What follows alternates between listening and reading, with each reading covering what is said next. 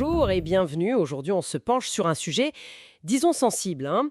Un rapport récent sur les frères musulmans en France. Il a été discuté en Conseil de défense ce 21 mai 2025 et on va essayer de décrypter un peu ce qu'il y a dedans, les réactions et puis les implications possibles. Un terme qui revient beaucoup dans les documents qu'on a pu consulter, c'est celui d'entrisme. Une sorte de stratégie d'infiltration discrète pour promouvoir une vision islamiste, surtout au niveau local. Alors regardons ça de plus près. Oui, alors, les chiffres donnés sont assez frappants. Le rapport parlerait de 139 mosquées directement liées à cette mouvance et 68 autres qualifiées de proches. Tout ça réparti sur 55 départements. Ça toucherait environ 91 000 fidèles, le vendredi notamment. Et puis, on parle aussi de 280 associations actives. 280 associations. Dans quel domaine ? C'est assez varié. Caritatif, éducation, jeunesse. Les sources évoquent aussi des soupçons sur des financements étrangers. Le Qatar est cité.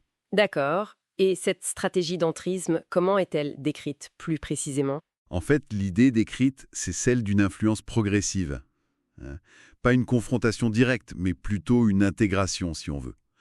Dans les institutions locales, l'école, les clubs de sport, le tissu associatif.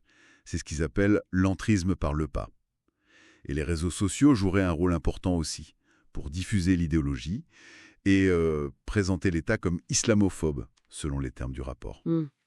Et c'est cette approche-là, cet entrisme, qui est vu comme une menace pour la cohésion nationale. C'est fort comme terme. Ah oui, tout à fait. Et ça explique sans doute pourquoi les réactions sont si tranchées, si polarisées. D'un côté, on a le gouvernement, le ministre de l'Intérieur Bruno Retailleau, qui insiste sur la menace pour la République, et de l'autre, des organisations comme Musulmans de France ou le CFCM qui, elles, parlent d'accusations infondées. Oui, elles craignent la stigmatisation, c'est ça ? Une sorte de suspicion généralisée ? Exactement. La crainte d'une suspicion permanente envers tous les musulmans. D'ailleurs, une note de l'Élysée, aussi citée dans les sources, essaye de nuancer. Elle insiste sur l'importance de distinguer islamistes et musulmans et de cibler uniquement les dérives radicales perçues. D'accord. Et il faut dire que ce débat n'arrive pas hors contexte, hein. Les documents rappellent que d'autres pays, l'Autriche, la Jordanie par exemple, ont pris des mesures contre les frères musulmans. Oui, c'est un contexte international aussi. Et puis, il y a le contexte politique intérieur, le timing juste avant les municipales de 2026. Certains observateurs, cités dans nos lectures, ils voient une possible stratégie politique axée sécurité. Bon, ça reste des hypothèses, hein, les sources ne le confirment pas. Effectivement, c'est une lecture possible, mais non confirmée par les faits rapportés. Alors, justement, après ce conseil de défense, qu'est-ce qu'on peut attendre comme mesure ? Comme mesure concrète ? Alors, plusieurs pistes sont évoquées. D'abord, une surveillance accrue des associations mentionnées, ensuite des contrôles renforcés sur les financements, surtout étrangers.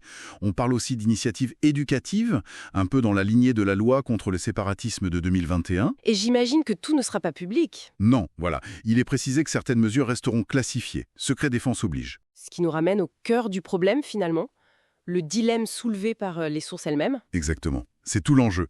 Comment on fait pour concilier la sécurité nationale et le respect des libertés religieuses notamment. Comment faire ça sans stigmatiser, sans jeter la suspicion? C'est le défi majeur. Le rapport appellerait d'ailleurs à une nouvelle doctrine publique sur ces sujets et suggérerait des rapports parlementaires réguliers pour suivre l'évolution. Bon, si on essaie de résumer ce que nous disent ces documents, ils décrivent une stratégie qualifiée d'entrisme, stratégie perçue par les autorités comme une menace subtile mais réelle pour la République.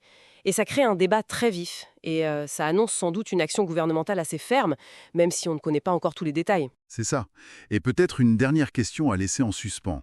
Au-delà de la sécurité immédiate, comment cette focalisation sur l'entrisme, tel qu'il est présenté là, pourrait changer à long terme la relation entre l'État et l'islam en France?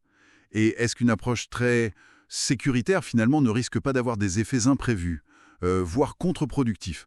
Voilà, c'est une question ouverte.